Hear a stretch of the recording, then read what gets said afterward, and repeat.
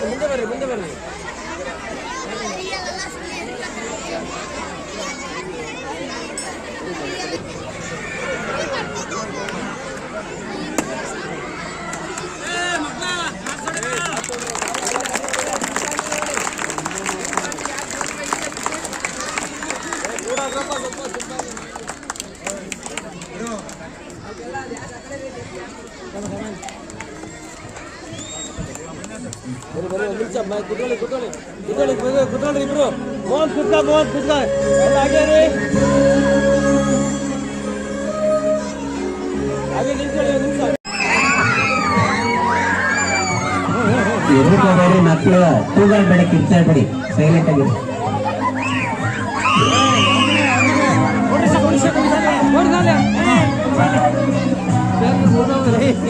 ಚಂದನ ಸಿಂಧೂರಾಜಿತನ ಚಂದಗೆ ಶಾಪವನಿತ್ತವನ ಇಂದ್ರಾದಿ ವಂದಿತ ಗುಣಯುತನ ಸುಂದರ ಮೋರತೆ ಭಯಹರನ ಇಂದ್ರಾದಿ ವಂದಿತ ಗುಣಯುತನ.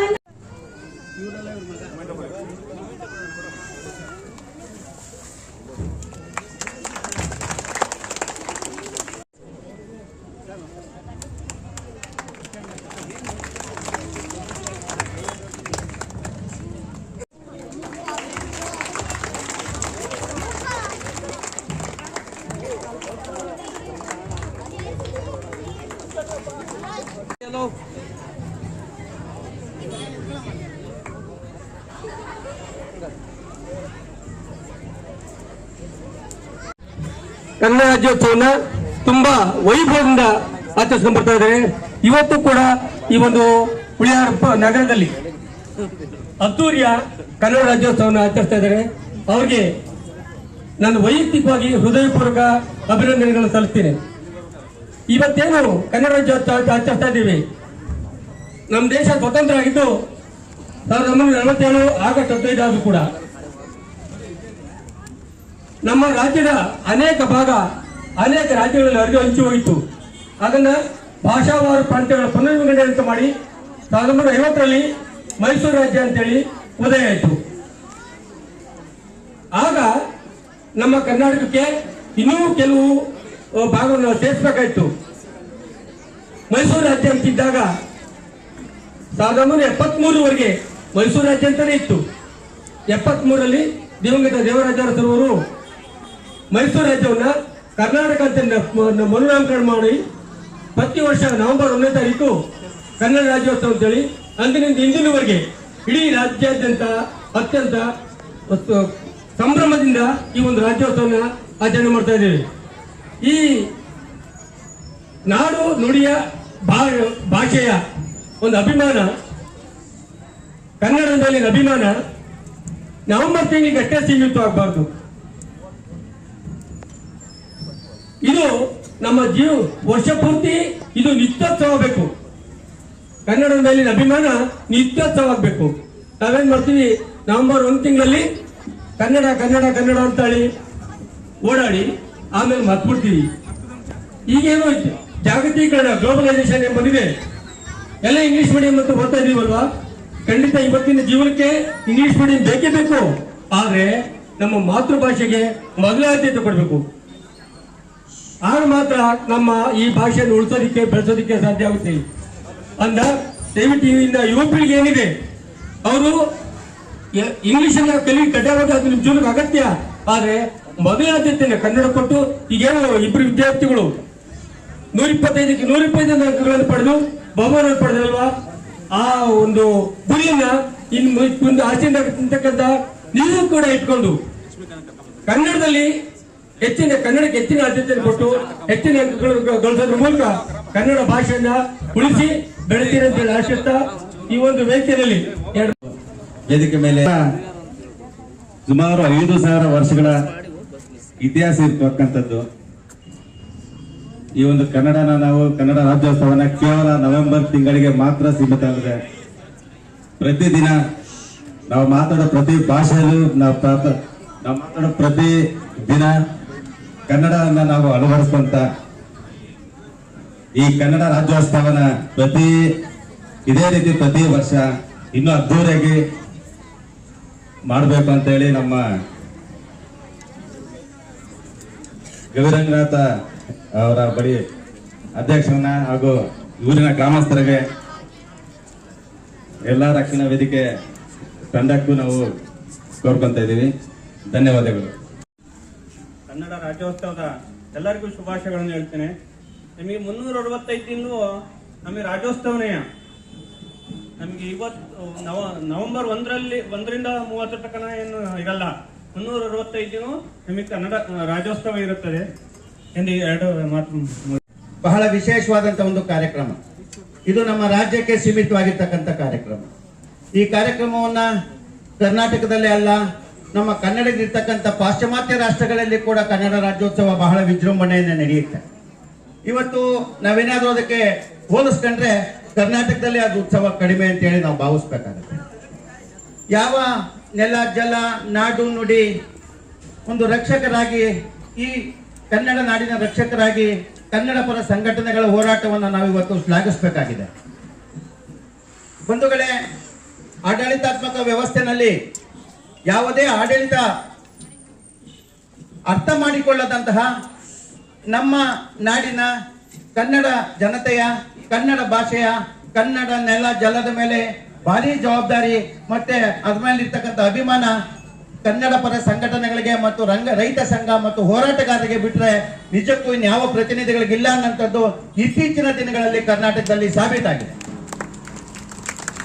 ನಿಮಗೆ ಮಾಧ್ಯಮದ ಮೂಲಕ ನೀವು ನೋಡ್ತೀರಿ, ಎಲ್ಲೇ ಹೋರಾಟ ನಡೀಲಿ, ಎಲ್ಲೇ ಅನ್ಯಾಯ ಆಗ್ಲಿ, ಎಲ್ಲೇ ಈ ನೆಲ ಜಲಕ್ಕಾಗಿ ಹೋರಾಟ ಮಾಡ್ಲಿ, ಅದರ ಮುಂಚೂಣಿಲಿರ್ತಕ್ಕಂಥದ್ದು ಕನ್ನಡ ಪರ ಸಂಘಟನೆಗಳು. ಅದು ನಿಜಕ್ಕೂ ಇವತ್ತು ಈ ರಾಜ್ಯದ, ಈ ದೇಶವನ್ನ ಕಾಯ್ತಕ್ಕಂಥ ಸೈನಿಕರಿಗೆ ಸಮಾನ ಇವತ್ತು ನಮ್ಮ ಕನ್ನಡ ನಾಡಿನ ಕನ್ನಡ ಪರ ಸಂಘಟನೆಗಳು ಅಂತ ನಾನು ಬಿಚ್ಚು ಮನಸ್ಸಿನಿಂದ ಆತ್ಮೀಯವಾಗಿ ನಾನು ಅವ್ರಿಗೆ ಹೇಳಲಿಕ್ಕೆ ಬಯಸ್ತೇನೆ. ಪ್ರತಿಯೊಬ್ಬರಿಗೆ ಈ ನೆಲ ಜಲದ ಮೇಲೆ ಜವಾಬ್ದಾರಿ ಇದೆ. ಆದ್ರೆ ಅದನ್ನ ಯಾರು ಅರ್ಥ ಮಾಡ್ಕೊತಾ ಇಲ್ಲ. ಈ ಭೂಮಿ ನನ್ನದು, ಈ ನೆಲ ನನ್ನದು, ಈ ಭಾಷೆ ನನ್ನದು ಅನ್ನೋಂಥ ಒಂದು ಯೋಚನೆ ಖಂಡಿತ ಕಡಿಮೆ ಆಗಿದೆ. ಇವತ್ತು ಶಾಲಾ ಮಕ್ಕಳ ಜೊತೆಗೆ ಕೆಲವೇ ಬೆರಳೆಣಿಕೆಷ್ಟು ಜನ ಈ ಕಾರ್ಯಕ್ರಮದಲ್ಲಿ ನಾವು ಭಾಗವಹಿಸಿದ್ದೇವೆ. ಎಂತ ಅದ್ದೂರಿಯಾದ ಕಾರ್ಯಕ್ರಮ, ಎಂತ ವಿಶೇಷವಾದ ಕಾರ್ಯಕ್ರಮ. ಒಂದು ಸಿನಿಮಾ ಸಿನಿಮಾ ಬಂತು, ಕಾಂತಾರ ನೋಡ್ಲಿಕ್ಕೆ ಬೆಂಗಳೂರಿಗೆ ಹೋಗಿದ್ರು. ಇಲ್ಲಿ ಸುಂದರವಾದ ಒಂದು ಸಮಾರಂಭವನ್ನ ನೋಡ್ಲಿಕ್ಕೆ ನಮಗೆ ಜನದ ಕೊರತೆ ಇದೆ. ಇದು ನಮ್ಮ ದೌರ್ಭಾಗ್ಯ. ಇಲ್ಲಿ ಹುಟ್ಟಿ ಬೆಳೆದ್ರೆ ಸಾಲದು, ಹುಟ್ಟುವಾಗ ಒಂದು ತೀರ್ಮಾನ ಆಗ್ಬೇಕು, ಈ ನೆಲ ಜಲದ ಮೇಲೆ ಪ್ರತಿಯೊಬ್ಬ ವಿದ್ಯಾರ್ಥಿಗೆ, ಪ್ರತಿಯೊಬ್ಬ ಮನುಕುಲಕ್ಕೆ ಒಂದು ಜವಾಬ್ದಾರಿ ಇದೆ ಅಂತ. ಇವತ್ತು ದೇಶ ಪಕ್ಕದ ಪಾಕಿಸ್ತಾನ ನಮ್ಮ ಮೇಲೆ ಪ್ರಹಾರ ಮಾಡೋದಲ್ಲ, ನಮ್ಮ ರಾಜ್ಯಗಳ ಮೇಲೆ ರಾಜ್ಯಗಳು ಒತ್ತುವರಿಯನ್ನ ಮಾಡುವಂತ ಒಂದು ಪ್ರಕರಣ. ಇವತ್ತು ಬೆಳಗಾಂನಲ್ಲಿ ನಮ್ಮ ಕನ್ನಡ ಪರ ಸಂಘಟನೆಗಳು ಇಲ್ಲದೆ ಇದ್ದಿದ್ರೆ ನಮ್ಮ ಬೆಳಗಾಂ ಜಿಲ್ಲೆ ಮಹಾರಾಷ್ಟ್ರದ ಪಾಲಾಗ್ತಿತ್ತು. ಅದನ್ನ ಇವತ್ತಿಗೂ ಏನಾದ್ರು ಉಳಿದಿದೆ ಅಂದ್ರೆ ಅದು ಕಾನೂನಲ್ಲ, ಸರ್ಕಾರ ಅಲ್ಲ, ಅದು ಕನ್ನಡ ಪರ ಸಂಘಟನೆಗಳ ಹೋರಾಟ ಅಂತಂದ್ರೆ ನಿಜಕ್ಕೂ ಅದು ಅರ್ಥಗರ್ಭಿತವಾದ ಸತ್ಯ. ಈ ಭೂಮಿಗೆ, ಈ ಮಣ್ಣಿಗೆ, ಈ ನಾಡಿಗೆ ಪ್ರತಿಯೊಬ್ಬ ಕೂಡ ತನ್ನ ಕೈಲಾದಂತ ಒಂದು ಸೇವೆಯನ್ನ ನಾವು ಮಾಡ್ಬೇಕು. ನಮ್ಮ ಆಸ್ತಿ ಇದು ನಮ್ಮ ಆಸ್ತಿ. ಈ ರಾಜ್ಯ, ಈ ಭಾಷೆ ನಮ್ಮ ಆಸ್ತಿ. ನಾರಾಯಣಪ್ಪರು ಮಾತಾಡ್ತಾ ಹೇಳಿದ್ರು, ಇಂಗ್ಲಿಷ್ ಖಂಡಿತ ಅನಿವಾರ್ಯ ಅಂತ. ನಿಜವಾಗ್ಲೂ ಅನಿವಾರ್ಯ. ತನ್ನ ಜ್ಞಾನಾರ್ಜನೆಗೆ ಮಾತ್ರ ಅನಿವಾರ್ಯ, ತನ್ನ ವಿದ್ಯಾಭ್ಯಾಸಕ್ಕೆ ಮಾತ್ರ ಅನಿವಾರ್ಯ.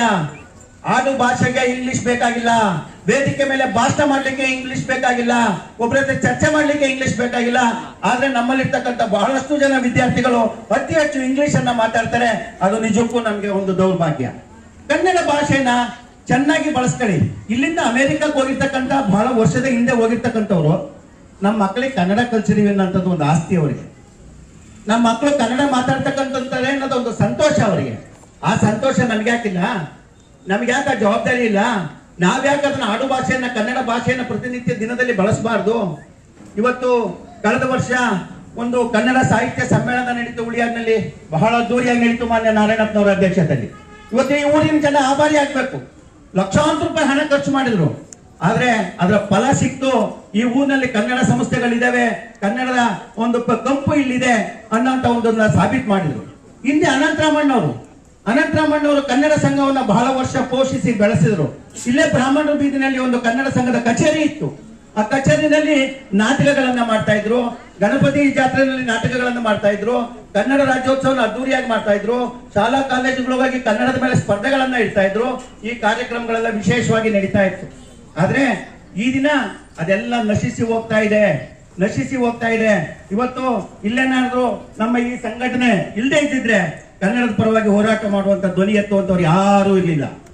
ಉಳಿಯಾದ್ರೆ ಬೇಕಾದಷ್ಟು ಮೂಲಭೂತ ಸೌಕರ್ಯಗಳಿಗೆ, ಬೇಕಾದಷ್ಟು ಅವಶ್ಯಕತೆಗಳಿಗೆ ಇವತ್ತೇನಾದ್ರೂ ಕಲ್ತರಿಸಿದೆ ಅಂದ್ರೆ ಅದು ಈ ಸಮಾಜ, ಈ ಸಂಸ್ಥೆ, ಈ ಕನ್ನಡ ಪರ ಸಂಘಟನೆ ಅನ್ನೋದನ್ನ ನಾನು ಹೆಮ್ಮೆಯಿಂದ ಹೇಳಲಿಕ್ಕೆ ಇಚ್ಛೆ ಪಡ್ತೇನೆ. ನಾನು ಕೂಡ ಬಹಳಷ್ಟು ಸತಿ ಅವ್ರ ಜೊತೆ ನಾನು ಹೋರಾಟವನ್ನ ಮಾಡಿದ್ದೇನೆ.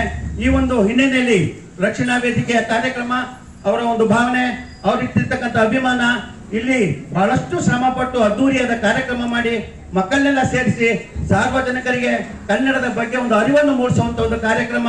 ಇವತ್ತು ರಾಜರಾಜೇಶ್ವರಿಯ, ಭುವನೇಶ್ವರಿಯ ವೈಭವದ ಮೆರವಣಿಗೆ ಇದು ನಿಜಕ್ಕೂ ತುಂಬಾ ಅನಿವಾರ್ಯ. ಇವತ್ತಿನ ಎಲ್ಲಾ ಕಾರ್ಯಕ್ರಮಕ್ಕೆ ಈ ಸಂಘಟನಾಕಾರರಿಗೆ, ಅದರಲ್ಲೂ ವಿಶೇಷವಾಗಿ ಗೌಡಿಯವರು, ಚನ್ನಬಸಣ್ಣ, ಪ್ರಕಾಶ್ ಮತ್ತು ಸಂಘಟಕರು ಬಹಳ ಹೋರಾಟ ಮಾಡಿ ಈ ಕಾರ್ಯಕ್ರಮವನ್ನು ಯಶಸ್ವಿಯಾಗಿ ನೆರವೇರಿಸ್ತಾ ಇದ್ದಾರೆ. ಅವರೆಲ್ಲರಿಗೂ ಒಂದಿಸ್ತಾ ಎರಡು ಅವಕಾಶ. ಎಂದೆಂದಿಗೂ ನೀ ಕನ್ನಡವಾಗಿರು. ಎಲ್ಲೇ ಇರ್ಲಿ, ಹೇಗೆ ಇರ್ಲಿ, ನಾವು ಯಾವಾಗಲೂ ಕನ್ನಡವನ್ನ ಮಾತಾಡೋದನ್ನ ಕಲಿಬೇಕು, ಹೇಳ್ಕೊಡ್ಬೇಕು, ಎಲ್ಲದನ್ನ ಮಾಡಬೇಕು. ನಿಜವಾಗ್ಲೂ ಕೂಡ ನಾನು ಈ ಒಂದು ಕಾರ್ಯಕ್ರಮ ಮಾಡಕ್ಕೆ ತಿಂಗಳಗಟ್ಲೆ ಪ್ರಯತ್ನ ಪಟ್ಟಾರೆ, ಆದ್ರೆ ಈಗ ಒಂದು ನಿಮಿಷದಲ್ಲಿ ಮುಗಿಸ್ರಿ ಅಂತಾರೆ. ಅದು ಯಾಕೆಂತ ಹೇಳಿದ್ರೆ ಒಂದು ತಿಂಗಳಗಟ್ಲೆ ಕಷ್ಟಪಟ್ಟು ಈ ಕಾರ್ಯಕ್ರಮ ರೂಪರೇಷ ಮಾಡಕ್ ನಿಜವಾಗ್ಲೂ ಕೂಡ ಅಧ್ಯಕ್ಷರುಗಳು, ಪದಾಧಿಕಾರಿಗಳು, ಈ ಊರಿನ ಸುಮಾರು ಆ ಬಂಡಿಂಗ್ ಕಟ್ಟರ್ ಇರ್ಬೋದು, ಅವರೆಲ್ಲ ಈಗೆಲ್ಲ ಒಂದು ವಾರದಿಂದ ಬಂಡಿಂಗ್ಸ್ ಕಟ್ತಿದ್ದಾರೆ. ಹಾಗಾಗಿ ಒಂದು ನಿಮಿಷದಲ್ಲಿ ಕಾರ್ಯಕ್ರಮ ಮುಗಿಸ್ಬೇಕು ಅಂತಾರೆ. ಹಾಗಾಗಿ ನಿಜವಾಗ್ಲೂ ಕೂಡ ಇಂತಹ ಕಾರ್ಯಕ್ರಮವನ್ನ ನಿಜವಾಗ್ಲೂ ಕೂಡ ಹಿರಿಯರು ಪ್ರಾರಂಭ ಮಾಡಿ ಅವ್ರನ್ನೆಲ್ಲ ನಮ್ಮ ಎಲ್ಲ ಚಂದ್ರಶೇಖರ್ ಅವರು ನೆನೆಸಿದ್ರು. ಅವರೆಲ್ಲ ಮಾಡತಕ್ಕಂತ ಒಂದು ಕಾರ್ಯಕ್ರಮವನ್ನ ಮುಂದುವರಿಸಿಕೊಂಡು ನಮ್ಮ ನಾಡು ನುಡಿಗೆ ನಾವು ಯಾವಾಗಲೂ ಕೂಡ ನಾಡು ನುಡಿ ಜಲ ಭಾಷೆಗಾಗಿ ಹೋರಾಟವನ್ನ ಮಾಡುವಂತ ಮನೋಭಾವವನ್ನ ಬೆಳೆಸ್ಕೋಬೇಕು ಅಂತ ಹೇಳ್ತಾ, ಮತ್ತೆ ಇದೇ ರೀತಿ ನಮ್ಮಲ್ಲಿ ಇರ್ತಕ್ಕಂಥ ಈ ವಿದೇಶದಲ್ಲಿ ಇರ್ತಕ್ಕಂಥ ನಮ್ಮ ಕನ್ನಡಿಗರು ನಿಜವಾಗ್ಲೂ ಕೂಡ ಪ್ರತಿಯೊಂದು ದೇಶದಲ್ಲೂ ಕೂಡ ಅವರೇ ಈ ನವೆಂಬರ್ ತಿಂಗಳಲ್ಲಿ ಒಂದೊಂದು ಕಾರ್ಯಕ್ರಮಗಳನ್ನು ಆಯಾ ದೇಶದಲ್ಲಿ ಅಭಿಮಾನದಿಂದ ಆಚರಣೆಯನ್ನ ಮಾಡ್ತಕ್ಕಂಥದ್ದು ಬಹಳ ಸಂತೋಷಕರವಾದ ವಿಚಾರ. ಯಾಕೆಂತ ಹೇಳಿದ್ರೆ ಅವರೆಲ್ಲ ಕೂಡ ಏನು ಅನಿವಾಸಿ ಭಾರತೀಯರಿದ್ದಾರೆ, ಅನಿವಾಸಿ ಕನ್ನಡಿಗರಿದ್ದಾರೆ. ಅವರು ಮೊನ್ನೆ ಒಂದು ವಿಶ್ವ ಕನ್ನಡ ಸಮ್ಮೇಳನವನ್ನ ರವೀಂದ್ರ ಕಲಾಕ್ಷೇತ್ರದಲ್ಲಿ ಮಾಡಿ ನನ್ನನ್ನು ಕರೆದಿದ್ರು, ಹೋಗಿದ್ದು. ಆದ್ರೆ ಆ ಏನು ಈ ದೇಶ ವಿದೇಶಗಳಲ್ಲಿ ಯಾರಾದ್ರೂ ಸಹಾಯ ಮಾಡಿದಂತ ಮಹಾನ್ ಗಣ್ಯರಿಗೆ, ಸಾಧನೆ ಮಾಡಿದಂತ ಗಣ್ಯರಿಗೆ, ಅವ್ರಿಗೆಲ್ಲ ಒಂದು ವಿದೇಶಿ ಏನಿದ್ದಾರೆ ಕನ್ನಡಿಗರು ಸೇರಿ ಒಂದು ಸನ್ಮಾನವನ್ನ ಮಾಡೋದು, ಗುರುತಿಸುವಂತ ಕೆಲಸವನ್ನು ಮಾಡೋದು. ಅಕ್ಕ ಸಮ್ಮೇಳನ ಇರ್ಬೋದು, ಮತ್ತೆ ಮೊನ್ನೆ ಇದು ಆಯ್ತಲ್ಲ ಕರೋನಾ ಟೈಮಲ್ಲಿ ಫ್ಲೈಟ್ ಕಳಿಸ್ತಂತವ್ರು ಇರ್ಬೋದು. ಸಾಕಷ್ಟು ನಮ್ಮಲ್ಲಿ ಕನ್ನಡಿಗರು ಬಹಳಷ್ಟು ಸಹಾಯ ಮಾಡಿದಂತ ಗುರುತಿಸಿ ಒಂದು ಮಾಡ್ತಕ್ಕಂಥ ಒಂದು ಕಾರ್ಯಕ್ರಮ. ಇಲ್ಲಿಯೂ ಕೂಡ ನಮ್ಮಲ್ಲಿ ಯಾರಾದರೂ ಸಾಧನೆ ಮಾಡಿದವರನ್ನು ಗುರುತಿಸಿ ಇವತ್ತು ಇಷ್ಟೆಲ್ಲ ಏನು ನಮ್ಮ ಉಳಿಯಾರಿನಲ್ಲಿ ಪ್ರತಿಯೊಂದೂ ಕೂಡ ಅಚ್ಚುಕಟ್ಟಾಗಿ ಇವತ್ತು ನಮ್ಮ ಪತ್ರಕರ್ತರು ಇರ್ಬೋದು, ಪ್ರತಿಯೊಂದು ಈ ನಮ್ಮ ಉಳಿಯಾರಿನ ವಿಚಾರ ಇಡೀ ರಾಜ್ಯದ ತುಂಬಾ ಯಾವತ್ತೂ ಹರಡ್ತಾ ಇರುತ್ತೆ. ಪ್ರತಿ ವಾರ ಪತ್ರಿಕೆ ಇರ್ಬೋದು, ದಿನಪತ್ರಿಕೆನಲ್ಲಿ ದಿವಸ ನಾವು ನೋಡ್ತಾ ಇರ್ತೀವಿ ಕನ್ನಡದ ಬಗ್ಗೆ, ಮತ್ತೆ ನಮ್ಮ ಉಳಿಯಾರಿನ ಬಗ್ಗೆ, ನಮ್ಮ ಉಳಿಯಾರಿನ ಇತಿಹಾಸದ ಬಗ್ಗೆ. ನಿಜವಾಗ್ಲೂ ಕೂಡ ಇದೇ ರೀತಿ ಮಾಡ್ಕೊಂಡು ಹೋಗ್ಲಿ ಅಂತ, ಯಾಕಂದ್ರೆ ನಾನಾದ್ರೂ ಹೆಚ್ಚಿಗೆ ಮಾತಾಡಕ್ಕೆ ಹೇಳ್ತಾಂಡೆ ಅಂತ ಅನ್ನಿಸ್ತಾ ಈ ಸಂದರ್ಭದಲ್ಲಿ ಅವರನ್ನ ನಾವು ಮನವಿ ಮಾಡಿದ್ವಿ. ಅವ್ರು ಹೇಳಿದ್ರು ಎಲ್ಲ ಸಂಘ ಸಂಸ್ಥೆಗಳು ದಯವಿಟ್ಟು ಒಂದು ಮನವಿಯನ್ನ ಕೊಡಿ, ಉಳಿಯಾರಿಗೆ 5 ಎಕರೆ ಭೂಮಿಯನ್ನ ಕೆರೆಯಲ್ಲಿ ಇವತ್ತು ಹೆಂಗೋ ತೂಗು ಇಲ್ಲ, ಏನೂ ಇಲ್ಲ, ನೀರಾವರಿಗೆ ಬಳಕೆ ಆಗ್ತಾ ಇಲ್ಲ, ಆದ್ರೂ ಅದು ಗಡ್ಡಿ ಇಲ್ಲ. 5 ಎಕರೆಯನ್ನ ಅದಕ್ಕೋಸ್ಕರ ನಾವು ಅಕ್ವೈರ್ ಮಾಡ್ಕೊಂಡು ಒಂದು ವಿಶಾಲವಾದ ಬಸ್ ಸ್ಟ್ಯಾಂಡ್ ಅನ್ನ ಮಾಡೋದಕ್ಕೆ ಅವರು ಮಾನಸಿಕವಾಗಿ ಬದ್ಧರಾಗಿದ್ರು. ಇವತ್ತು ಈ ರಕ್ಷಣಾ ವೇದಿಕೆಯ ಕನ್ನಡ ಹೋರಾಟದ ಈ ದಿನ ಅವರಿಗೆ ನಮ್ಮ ಗ್ರಾಮದ ಪರವಾಗಿ ವಿಶೇಷವಾದ ಬೇಡಿಕೆ, ದಯವಿಟ್ಟು ಉಳಿಯಾರ್ ಬಸ್ ಸ್ಟ್ಯಾಂಡ್ಗೆ 5 ಎಕರೆ ಭೂಮಿಯನ್ನ ಅದನ್ನ ಅಕ್ವೈರ್ ಮಾಡ್ಕೊಂಡು ಒಂದು ವಿಶಾಲವಾದ ಬಸ್ ನಿಲ್ದಾಣವನ್ನ ಮಾಡಬೇಕು ಅನ್ನೋ ಒಂದು ಬೇಡಿಕೆನ ಇವತ್ತು ನಿಮ್ಮೆಲ್ಲರ ಪರವಾಗಿ ಹೋಗ್ತಾ ಇದೀವಿ. ಮಾಧ್ಯಮ ಮಿತ್ರರು ಅದನ್ನ ಮಾಧ್ಯಮದ ಮೂಲಕನ ಅಥವಾ ಅವ್ರಿಗೆ ಯಾವ ರೀತಿ ಹೇಳ್ಬೇಕು ದಯಮಾಡಿ ಆ ಕಾರ್ಯಕ್ರಮ ಮಾಡಿಕೊಡ್ಬೇಕು ಅಂತ ಮನವಿ ಮಾಡ್ತೇವೆ. ಮಾನ್ಯ ಶಾಸಕರು ಒಪ್ಕೊಂಡಿದ್ದಾರೆ, ಉಳಿಯಾರ ಒಂದು ಕಾರ್ಯಕ್ರಮದಲ್ಲಿ ಹೇಳಿದ್ರು ಅದನ್ನ ಮಾಡ್ಕೊಡ್ತೀವಿ ಅಂತ ಗೌಡಿ ಅದನ್ನು ಒಪ್ಕೊಂಡಿದ್ದಾರೆ ಅವರು. ಅದಕ್ಕೆ ಒಂದು ವಿಶೇಷವಾದ ಮನವಿ, ಸಾರ್ವಜನಿಕವಾಗಿ ಉಳಿಯಾರಿನ ಎಲ್ಲ ಜನತೆಯ ಪರವಾಗಿ ಈ ಕನ್ನಡ ರಾಜ್ಯೋತ್ಸವದ ದಿನ ರಕ್ಷಣಾ ವೇದಿಕೆ ಮುಖಾಂತರ ಈ ಒಂದು ಬೇಡಿಕೆಯನ್ನ ಮಾನ್ಯ ಶಾಸಕರಿಗೆ ಈ ವರ್ಷ ರಾಜ್ಯೋತ್ಸವ ಮಾಡ್ತಾ ಇದ್ದೀವಿ. ಅಂದ್ರೆ ಮಾಡಲೇಬೇಕು ಅಂತ ಉದ್ದೇಶ ಅಂತ ನಾವು ಹೇಳ್ತಿಲ್ಲ. ನಮ್ಮ ಭಾಷೆನ ಉಳಿಸ್ಬೇಕು, ಬೆಳೆಸ್ಬೇಕು, ಕಾಪಾಡಬೇಕು ಅಂದ್ರೆ ಕನ್ನಡಿಗರು ಬಿಟ್ಟರೆ ಬೇರೆ ಯಾರು ಬರಲ್ಲ. ಆದ್ರಿಂದ ದಯವಿಟ್ಟು ಮುಂದಿನ ಪೀಳಿಗೆ ಕನ್ನಡಕ್ಕೆ ಯಥೇಚ್ಛವಾಗಿ ಗಮನ ಹರಿಸಿ, ನೀವು ಎಲ್ಲ ಭಾಷೆನ ಮಾತಾಡಿ, ನಾವು ಮಾತಾಡೋದು ಅಂತ ಹೇಳ್ತಿಲ್ಲ, ಆದ್ರೆ ಆದ್ಯತೆನ ಕನ್ನಡಕ್ಕೆ ಜಾಸ್ತಿ ಒತ್ತು ಕೊಡಿ ಅಂತ ಈ ಮೂಲಕ ನಾವು ನಿಮ್ಮನ್ನ ಕೇಳ್ಕೊಂತ ಇದ್ದೀವಿ. ಕನ್ನಡ ಬೆಳೆಸ್ಬೇಕು, ಉಳಿಸ್ಬೇಕು ಅಂತ ಅಂದ್ರೆ ಕನ್ನಡಿಗರು ಮಾತ್ರ ಸಾಧ್ಯ. ಇವತ್ತು ಕರ್ನಾಟಕ ರಕ್ಷಣಾ ವೇದಿಕೆ ನಾರಾಯಣಗೌಡರು ಅವ್ರ ಮನೆ ಮಠ ಎಲ್ಲ ಬಿಟ್ಟು ಸುಮಾರು ಸಲ ಜೈಲಿಗೆ ಹೋಗಿ ಬಂದ್ರಿ. ಯಾವ್ದಕ್ಕೆ ಹೋದ್ರು ಅವ್ರ ಮನೆಗೋಸ್ಕರ ಹೋಗ್ಲಿಲ್ಲ, ಅವ್ರ ಫ್ಯಾಮಿಲಿಗೆ ಹೋಗ್ಲಿಲ್ಲ, ಆದ್ರೆ ಕನ್ನಡಕ್ಕೋಸ್ಕರ ಹೋದ್ರು. ಕನ್ನಡ ನದಿ ಜಲ ಭಾಷೆ ಯಾವುದೇ ಹೋದ್ರು ಮುನ್ನುಡಿ ನಿಂತಿರುವಂತ ಒಂದು ಸಂಘ ಅಂದ್ರೆ ಕರ್ನಾಟಕ ರಕ್ಷಣಾ ವೇದಿಕೆ ನಾರಾಯಣಗೌಡರು. ಬೆಳಗಾಮಲ್ಲಿ ರಾಜ್ಯೋತ್ಸವ ಮಾಡ್ಬೇಕು ಅಂದ್ರೆ ಕಪ್ಪು ಬಟ್ಟೆ ಪ್ರದರ್ಶನ ಮಾಡ್ತೀವಿ ಅಂತ ಹೇಳಿ ಮಹಾರಾಷ್ಟ್ರದವರು ಹೇಳಿಕೆ ಕೊಟ್ಟರು. ಆದ್ರೆ ನಮ್ಮ ನಾರಾಯಣಗೌಡರು ಒಂದೇ ಉತ್ತರ ಹೇಳಿದ್ದವರಿಗೆ ಅಂದ್ರೆ, ನಾವು ರಾಜ್ಯೋತ್ಸವ ಮಾಡೇ ಮಾಡ್ತೀವಿ, ಕನ್ನಡ ಬಾವುಟ ಪ್ರದರ್ಶನ ಮಾಡಿದ್ರೆ ನಿಮಗೆ ತಕ್ಕ ಶಾಸ್ತಿ ಮಾಡ್ತೀವಿ, ನಾವು ಯಾವುದಕ್ಕೂ ಬಗ್ಗಲ್ಲ ಜಗ್ಗಲ್ಲ, ಕನ್ನಡಿಗರು ನಾವೆಲ್ಲದಕ್ಕೂ ರೆಡಿ ಇದ್ದೀವಿ ಅಂತ. ನಮ್ಮ ಕನ್ನಡದ ಕಟ್ಟಾಳು ರಕ್ಷಣಾ ವೇದಿಕೆಯವರಿಗೆ ಎಲ್ಲರಿಗೂ ಹೇಳಿದ್ರು, ಸಭೆ ಕರೆದು ಎಲ್ಲಿ ಕನ್ನಡಕ್ಕೆ ಅವಮಾನ ಆಗುತ್ತೆ ಅಲ್ಲಿ ಎದ್ದು ನಿಲ್ಲಿ. ಬೆಳಗಾವಿ ಆಗಿರ್ಬೋದು, ಮಹಾರಾಷ್ಟ್ರ ಗಡಿ ಆಗ್ಬೋದು, ಯಾವುದೇ ಗಡಿ ಭಾಗ ಆಗಲಿ, ಕನ್ನಡಕ್ಕೋಸ್ಕರ ಎದ್ದು ನಿಲ್ಲಿ. ರಕ್ತಪಾತ ನಡೆದ್ರು ಪರವಾಗಿಲ್ಲ, ಮುಂದೆ ನಿಮ್ಮಿಂದ ನಾನಿದ್ದೀನಿ, ನಾನು ಬಿಡಿಸ್ಕೊಂಡ್ ಬರ್ತೀನಿ, ಧೈರ್ಯವಾಗಿ ಹೋರಾಡಿ ಅಂತ ಹೇಳಿದ್ರು. ಆದ್ರಿಂದ ಕನ್ನಡಕ್ಕೆ ಅವಮಾನ ಆಗುವಂತ ಪರಿಸ್ಥಿತಿ ಬಂದ್ರೆ ಯಾವುದೇ ಕಾರಣಕ್ಕೂ ರಕ್ಷಣಾ ವೇದಿಕೆ ತಡೆಯಲ್ಲ, ಸಹಿಸಲ್ಲ. ಮತ್ತೆ ಎರಡನೇದಾಗಿ ನಮ್ಮ ಉಳಿಯಾರಿಗೆ ಬೇಕಾಗಿರುವಂತದ್ದು ಬಸ್ ಸ್ಟ್ಯಾಂಡ್ ಅಂತ ನಮ್ಮ ಚಂದ್ರಣ್ಣವ್ರು ಹೇಳಿದ್ರು.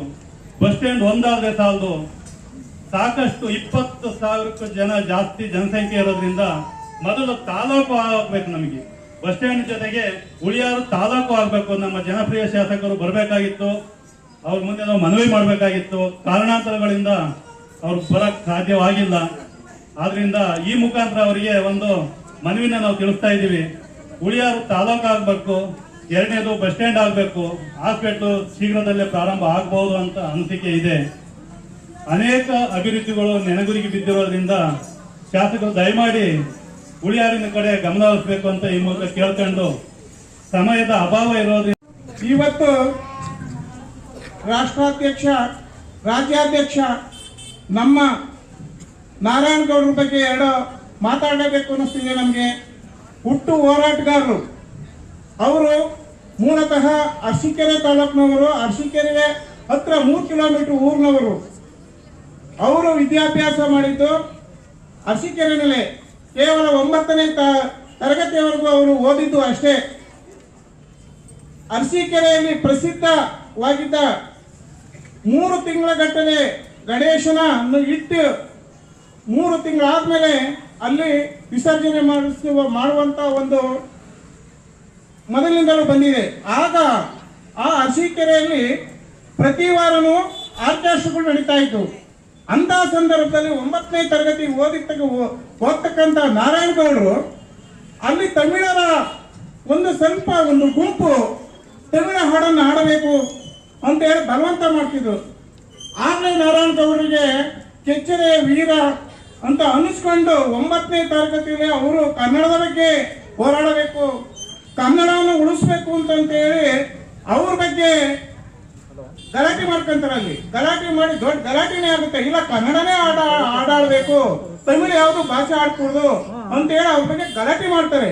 ಆಗ ನಾರಾಯಣಗೌಡರ ಬಗ್ಗೆ 9ನೇ ಕ್ಲಾಸಿಗೆ ಇದ್ದಂಗೆಲ್ಲ ಅವ್ರನ್ನ ಒಳಕ್ಕೆ ಹಾಕಿ ಅವ್ರ ಬಗ್ಗೆ ಒಂದು ಸಣ್ಣ ಕೇಸನ್ನು ಹಾಕಿಸ್ತಾರೆ.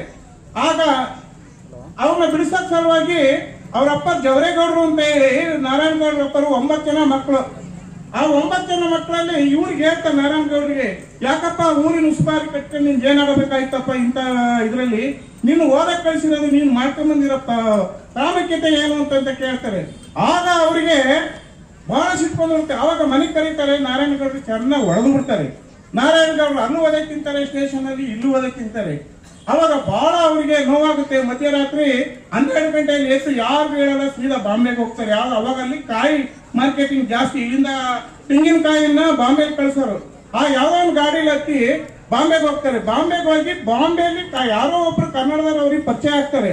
ಆ ಪರಿಚಯದ ಮುಖಾಂತರ 5 ವರ್ಷ ಅಲ್ಲಿ ಒಂದು ಕನ್ನಡದ ಬಗ್ಗೆ ಆಗ್ಲಿ ಇನ್ನೊಂದಾಗ್ಲಿ ಏನೋ ಒಂದು ಕೆಲಸ ಮಾಡ್ಕೊಂಡಾಗಿರ್ತಾರೆ. ಅಲ್ಲಿಂದ ಸೀದಾ ಮತ್ತೆ ಬೆಂಗಳೂರಿಗೆ ಬರ್ತಾರೆ. ಅವರು ಬೆಂಗಳೂರಿಗೆ ಬಂದಾದ್ಮೇಲೆ ಅದೇ ಇದು ತಮಿಳರ ಅವಳಿ, ಅಲ್ಲಿ ಕನ್ನಡ ಹೆಚ್ಚಿಗೆ ಇರಲ್ಲ. ಅವ್ರು ಅಲ್ಲಿಂದ ರೂಪಿಸ್ಕೊಂಡು ಕನ್ನಡವನ್ನ ಮಾತಾಡಬೇಕು, ಕನ್ನಡವನ್ನು ಬೆಳೆಸ್ಬೇಕು ಅಂತ ಹೇಳಿ ಅಲ್ಲಿಂದ ಹೋರಾಟ ಮಾಡ್ಕೊಂಡು ಬಂದಿರೋಂಥ ನಾರಾಯಣಗೌಡರಿಗೆ ನಿಜಕ್ಕೂ ಎಲ್ಲ ಒಂದು ಹ್ಯಾಂಡ್ ಸಪ್ ಹೊಡಿಬೇಕು.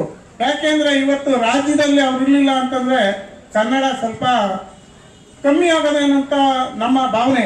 ಯಾಕೆಂದ್ರೆ ಇವತ್ತು ಕನ್ನಡ ಜಲ, ಕನ್ನಡ ನೆಲ ಯಾವೇ ಆದ್ರೂ ಆಯ್ತು, ನಾವು ಕನ್ನಡದವರು ಯಾನೇ ಕಷ್ಟ ಬಂದಾಗ ಕನ್ನಡಿಗರಿಗೆ ನಾವು ಮುಂದಾಗಬೇಕು.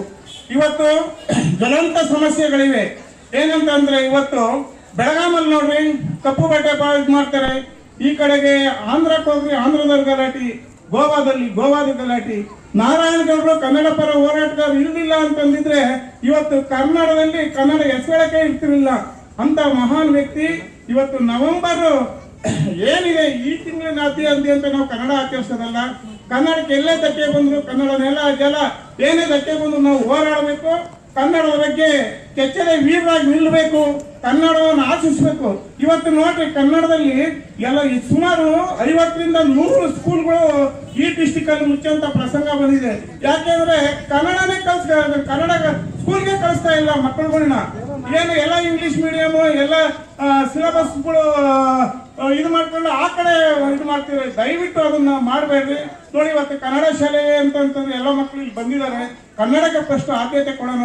ಬೇರೆ ಭಾಷೆನ ನಾವು ಆರಿಸೋಣ, ಪೋಷಿಸೋಣ. ಫಸ್ಟ್ ನಮ್ದು ಮೊದಲನೇ ಪ್ರಯತ್ನ ಕನ್ನಡ, ಕನ್ನಡ, ಕನ್ನಡ, ಕನ್ನಡ. ನೀವು ಮುಂದೆ ಪುಟಾಣಿಗಳು ಇಲ್ಲಿರ್ತಕ್ಕಂಥವ್ರು ಎಲ್ಲರೂ ಸೇರಿ ಕನ್ನಡವನ್ನು ಉಳಿಸೋಣ, ಕನ್ನಡವನ್ನು ಬೆಳೆಸೋಣ.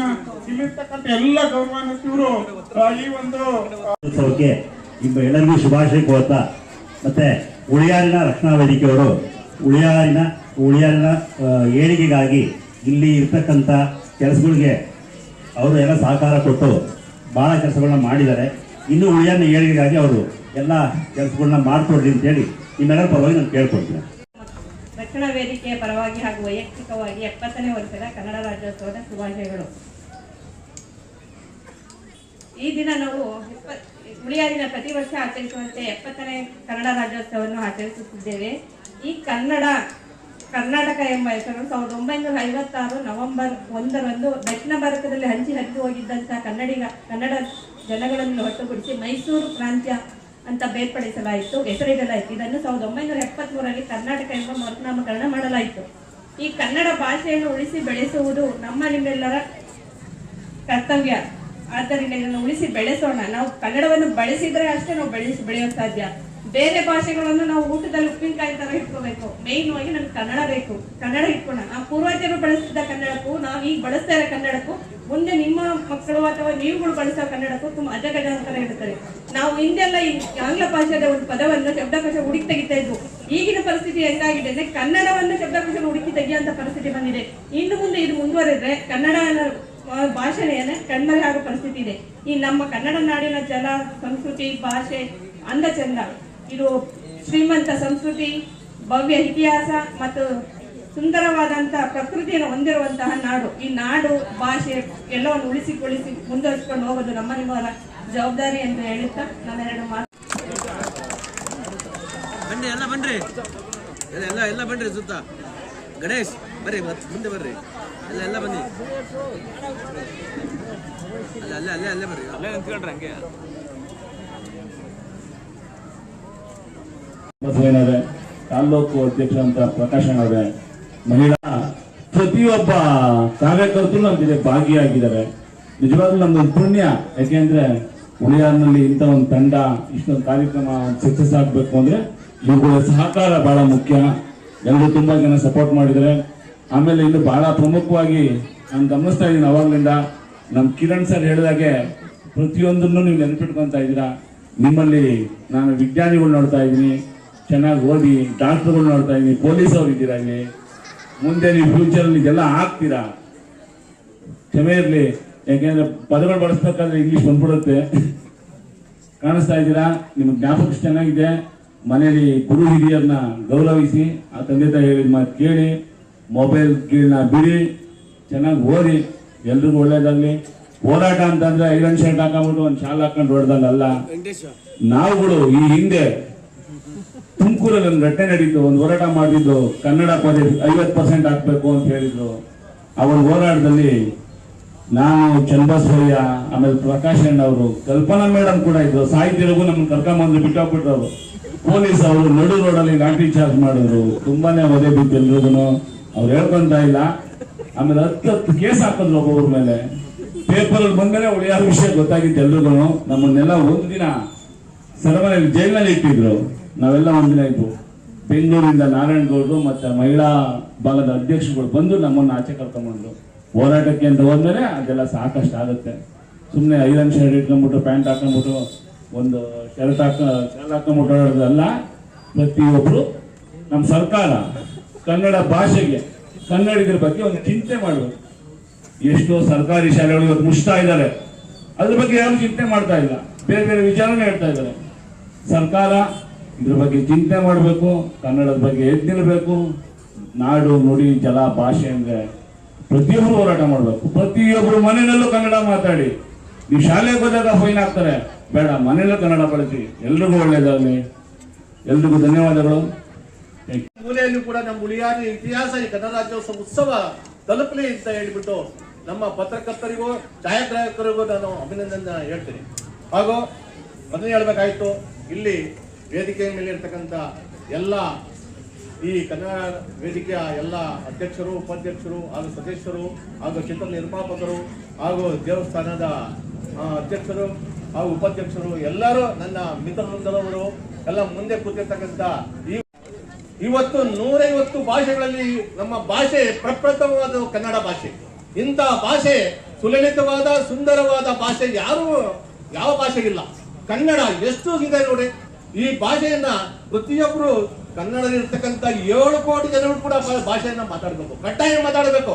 ಯಾಕಂದ್ರೆ ಈ ಕನ್ನಡದಲ್ಲಿ ಇರ್ತಿದ್ದಾರೆ, ಬೇರೆ ಕಡೆಯಿಂದ ಬಂದು ಇಲ್ಲಿ ಕನ್ನಡದಲ್ಲಿ ವಾಸ ಇರ್ತಾರೆ, ಅವರು ಕೂಡ ಕನ್ನಡವನ್ನು ಮಾತಾಡಬೇಕು ಅಂತ ನನ್ನ ಅನಿಸಿಕೆ.